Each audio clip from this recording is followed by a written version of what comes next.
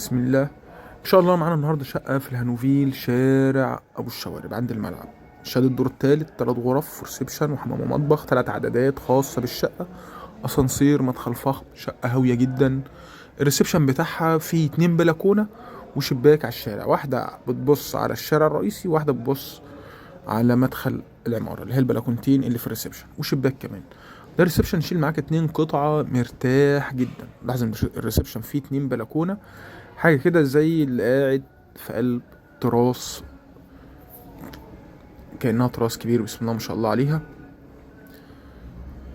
الشقة دي مساحتها 125 متر، 3 غرف وريسبشن وحمام ومطبخ، ناصية شارع أبو الشوارب. هتلاقي السعر مكتوب تحت في العنوان وفي الوصف.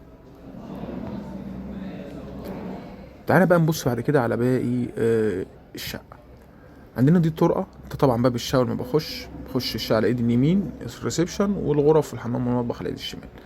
دي اول غرفة. طبعا النجارة بتاعت عمولة 2 بوصة، حاجة محترمة جدا. كهربا ساس، ارضيات كليوباترا سيراميك، تشطيب حوائط جوتن، الشبابيك بتاعت النجارة بتاعت عمولة، حاجة بسم الله ما شاء الله عليها.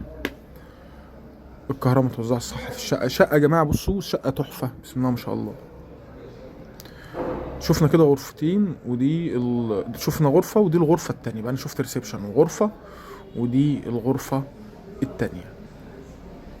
بعد كده هخش كده، شفت غرفتين، خش على الغرفة التالتة. يبقى انا كده شفت ريسبشن وغرفتين و3 غرف، دي الغرفة التالتة. متنساش اهم حاجة وانت بتتفرج على الفيديو تصلي على سيدنا محمد عليه افضل الصلاة والسلام. بعد كده هنخش على المطبخ.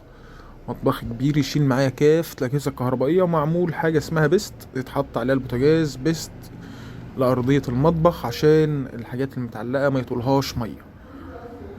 طبعا عندي غاز، وصلتين كهرباء، مية خاصين بالشقة. وآخر حاجة عندنا في الشقة وهي الحمام.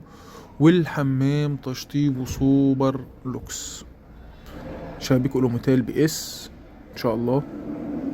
بعد كده ما ننساش ندوس لايك ونشترك في القناة، وانا شاكر ليك ان سمحت معايا الفيديو للاخر. خلي بالك في صور هتشوفها للشقة موضحة في اخر الفيديو، يا ريت نتفرج عليها. 2 بلكونة وريسبشن، 3 عدادات غاز وكهرباء ومية، اسانسير، الدور التالت، ناصية شارع ابو الشوارب عند الملعب. وان شاء الله استنونا في شقة جديدة. والشقة دي مميزة جدا يا جماعة، وسعرها مميز جدا جدا جدا، فرصة. والسلام عليكم ورحمة الله وبركاته.